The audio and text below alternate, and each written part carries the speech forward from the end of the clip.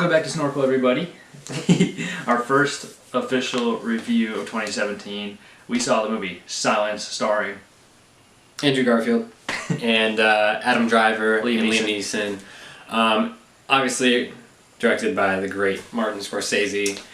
This is his first film since 3 years ago when he did Wolf of Wall Street. I love that movie. Yeah. But this one is definitely the complete opposite from Wolf of Wall Street. This is based on a novel by Shusaku Endo, and it is basically telling the story of these two Jesuit priests who are Andrew Garfield and Adam Driver. Mm-hmm. And they go on this mission secretly to Japan, where there's a lot of persecution of Christians, and their mentor, Father Ferreira, played by Liam Neeson, has gone missing. And so they're trying to figure out, is he alive? Is he dead? Did he, forsake his religion? And they're also, of course, trying to stay hidden from the persecutors while also trying to keep the religion propped up with the people that still are trying to practice it. I'm sure it was, a good representation of the source material, which I give it credit for.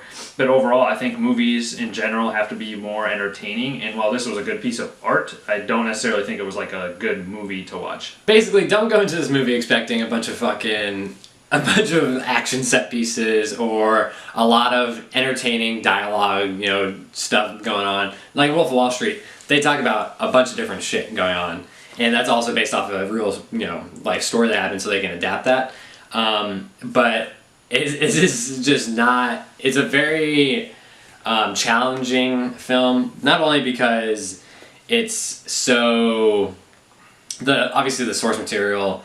When you're dealing with religion and the stuff that these people go through, it's not fucking... You're not going to have fun to watch when you're watching this movie. You're watching it to see these characters go through this arc, especially Andrew Garfield. His character Rodriguez, his arc is so good. Things do not go his way. Just to see how he deals with the trials and tribulations. And with Adam Driver, of course, and then all the Japanese people that they meet, and everything, all the performances are fantastic. So I don't think there's anything wrong with movies being serious, but being over serious and never giving the audience a chance to catch his breath in terms of dropping a tiny bit of humor here and there. Even it doesn't even have to be humor. What is supposed to be funny about people being tortured because of their religion? It doesn't necessarily have to be funny. I'm not asking. There were plenty of moments in this movie where people were laughing in the theater because there was little jokes in it. It was way not enough. If they had cut maybe 30 to 45 minutes off of this movie, it could have been tolerable. You couldn't cut 30 minutes from it. It needed to be cut down, man. I'm telling you, it was okay. So for like I said, from source material as a piece of art, I totally agree. You're probably 100% right. But as just a patron in the movie theater wanting to watch something entertaining, this movie is not that at all. We saw a movie with Scarlett Johansson. I think it was called Under the Skin a couple years ago. That's almost a perfect example. That movie, looking at it in one light, is fucking amazing. But if you looked at it, and I think our parents watched it in a certain way, they just wanted to see an Iron Man type movie, and they just saw it and were like, what the fuck is this?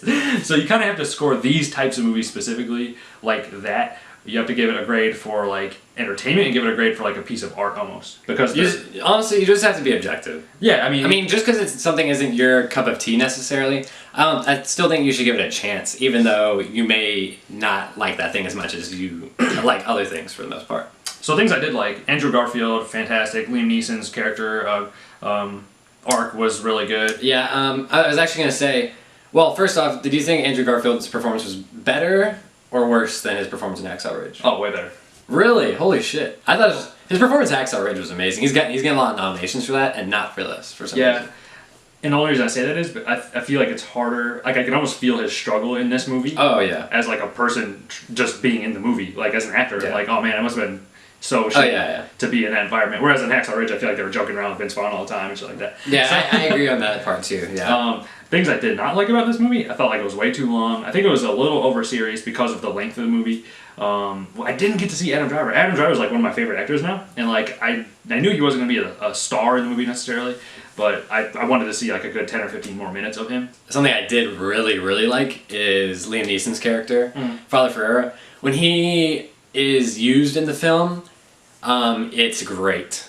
And like I said, I'm not going to spoil anything, but he really kind of elevates the themes that they're discussing and it makes it more, I think, digestible for the audience. Things I didn't like, there were some choices of direction, just because I like knowing what was actually in the book and how it was laid out in the book.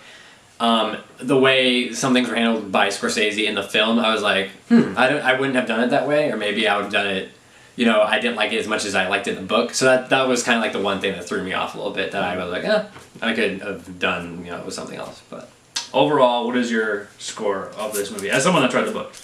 It's such an accomplishment, because even Scorsese said, I mean, he like read the book 30 years ago when it fucking came out, and he's been wanting to make this movie forever, and the entire time, all these years, he's been like, I have to wait to where I can get to the point where I can make this movie. Because like you said, it's so fucking long, it's so serious, the topics are really sensitive, so I guess he felt this was the time when he was mature enough to handle it, and I gotta say, he did a pretty fucking good job. It's fucking long as hell, and he really, I just felt like he did a good job. I felt like I was watching 1600s fucking Japan, and I was seeing like what actually was going down. So what's your score? I'll say it is a 9 out of 10. A 9 out of 10. Holy shit. Well, I could give it a worse score, but I'm gonna give it a 7 out of 10. I could give Excuse me? It's a 7 out of 10. It's way. So this is worse than Rogue One and Doctor Strange. Thank you guys for watching. Make sure you go check out our most anticipated movies of the year. It's still January. And next week, we are going to see Split, the M. Night Shyamalan movie. It's really the first one, because technically this movie came out last year, but we're just getting it in our area. But Split, first full-blown 2017 film, and I'm looking forward to it. It should be interesting. Yeah, I'm excited. And he's a hit or miss director. Holy shit! But I've been hearing good things about this. So yeah. So please subscribe if you like our stuff. Leave a comment. Tell us what you think about the movie, if you saw it, if you plan on seeing it, or what the situation is. Give us a like and a comment, and please subscribe. And thank you for watching.